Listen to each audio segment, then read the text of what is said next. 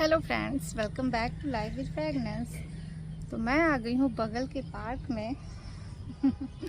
देखो पार्क कितना प्यारा। वैसे तो मैंने कई बार दिखा रखा है, बस नीचे बैठती हूँ इतने सुंदर पार्क में और सोचा थोड़ा सा बात करूँ माय टॉपिक अबाउट रिज़ल्ट। क्योंकि अभी रिज़ल्ट का टाइम है और सभी पेरेंट्स थोड़ा सा तो नाखुश है अपने बेबी को लेके। क्योंकि मैंने बहुत सारे स्कूल के भी आयु के स्कूल के भी पेरेंट्स से बात किया है, तो सेम प्रॉब्लम, कल रिज़ल्ट है क्या होगा। तो बहुत सारे बच्चों का रिज़ल्ट आ गया है, बहुत सारे का आने वाला है। सोचा एक छोटा सा वीडियो बनाती हूँ। तो प्लीज़ आप जज मत करो अपने बच्चे को उसके मार्क्स पे, उसके रिज़ल्ट पे। और अभी वो 10 साल, 8 साल, 9 साल, 12 साल के बच्चे में क्या समझ है, कितनी समझ है अपने फ्यूचर को लेके। हाँ, वैसे अभी के बच्चे बहुत बोनाफाइड है, बहुत समझ है उनमें एक्स्ट्रा सब चीज़ों की। यस, लेकिन आप जज नहीं कर सकते हो अपने बच्चे को कि उसके बच्चे का इतना मार्क्स आ गया तो मेरा क्यों नहीं। एक मार्क्स डिसाइड नहीं करता है आपके बच्चे का फ्यूचर। तो कल आयु का रिजल्ट आने वाला है। मैं इतनी चिल हूँ, मैं इतनी काम हूँ कि मैं बता नहीं सकती हूँ। इस वजह से मेरा बेटा भी बहुत काम। तो मैं आपसे बात कर रही हूँ लाइक अपने बच्चे, आप अपने बच्चे को जज मत करो ना, आप किसी को करने दो। क्योंकि ये बहुत ज़्यादा मैटर करता है कि आप अपने बच्चे पे कितना ट्रस्ट कर रहे हो, कैसे जज कर रहे हो, कैसे उसे आप एक मेजरमेंट के ट्यूब में डाल के उसे मेज़र कर रहे हो। और ये नहीं होना चाहिए। मैंने बहुत अच्छे मैं खुद एक एग्ज़ाम्पल हूँ। बहुत अच्छे मार्क्स डिसाइड नहीं करता है आपके बच्चे का फ्यूचर। बच्चे में पढ़ने की हैबिट डालो, उसमें रीडिंग स्किल होनी चाहिए, उसमें राइटिंग स्किल होनी चाहिए, स्टोरी टेलिंग होनी चाहिए। बट ऐसा नहीं है कि वो 100 में 100 लाएगा, 100 में 90 लाएगा, 100 में 85 लाएगा तो ही वो बेस्ट है। नहीं, बेस्ट तो वो कभी भी बन सकता है, उसका बेस क्लियर होना चाहिए। देख रहे हो हवा कितनी सुंदर है। बेस्ट वो कभी भी बन सकता है। बस उसकी जो अभी जो उसका बेस है ना, वो है उसके माइंड को आप जितना हो सकता है रिलैक्स रखो। उसे जज मत करो और उसे कंपेयर मत करो। हम लोग की आधी ज़िंदगी ना कंपेयर करते करते निकल गई। अभी भी इवन कंपेयर है। कभी किसी की बहू से हो जाता है, कभी किसी की, व्हाटएवर, छोड़ो इन सब सारी बातों को। तो कंपेयर करना is a not good thing according to me. And of course according to me क्या, सबके हिसाब से आप देखो तो। और बच्चे तो बच्चे ही हैं। आप हाँ, उससे आप ये हैबिट डालो कि तुम बेटा 3-3, 4-4 घंटे ब्रेक ले लेके उसे पढ़ने की आदत डालो कि वो जितना हो सकता है वो पढ़े, जितना हो सकता है वो लिखे। इस सबसे क्या होगा कि उसकी राइटिंग स्किल अच्छी होगी, उसको पकड़ होगा, अपने सब्जेक्ट पे कमांड होगा।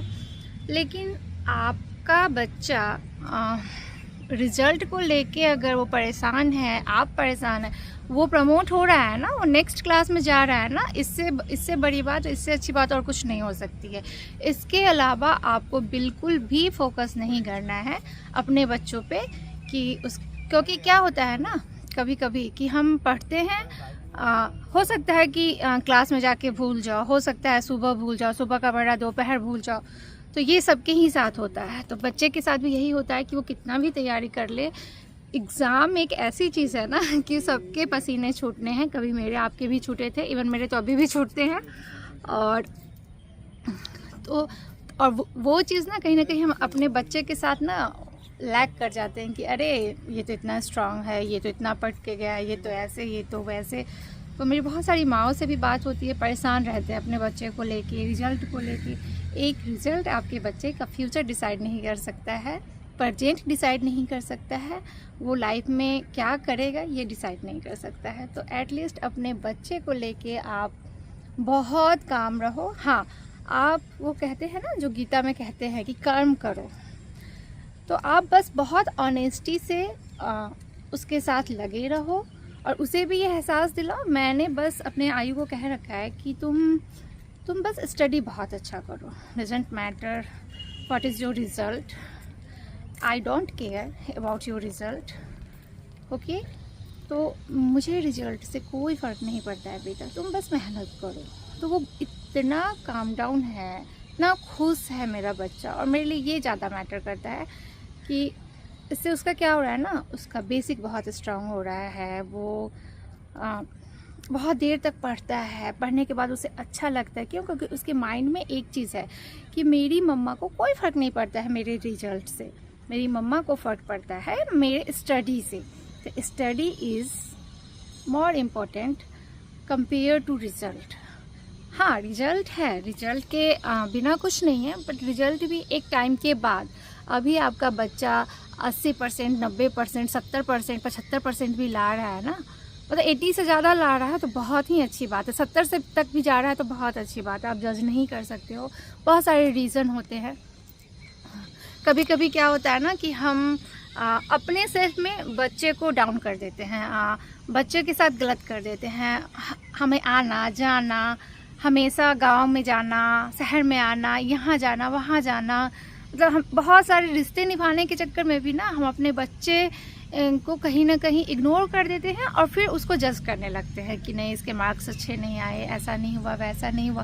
तो ये बिल्कुल नहीं होना चाहिए। अब एक आध बच्चे आ गए हैं खेलने, देखो। और अब बहुत यहाँ पे इस पार्क में बहुत शोर शराबा होने लगेगा, तो मैं इसीलिए सोची कि मैं जल्दी जल्दी इस टॉपिक पे थोड़ी सी बातें कर लूँ, आप लोगों से थोड़ा सा बता दूँ कि प्लीज़ रिजल्ट आने वाला है तो बेस्ट ऑफ लक। और इवन आ भी चुका है, उन लोग के लिए भी डोंट केयर अबाउट रिज़ल्ट। अभी मत सोचो, मत डिसाइड करो और अपने बच्चे पे ट्रस्ट करो। वो ट्रस्ट उन्हें बहुत आगे ले जाएगा। आप जज करोगे, वो इंटरनली, वो मेंटली बहुत वीक हो जाएंगे।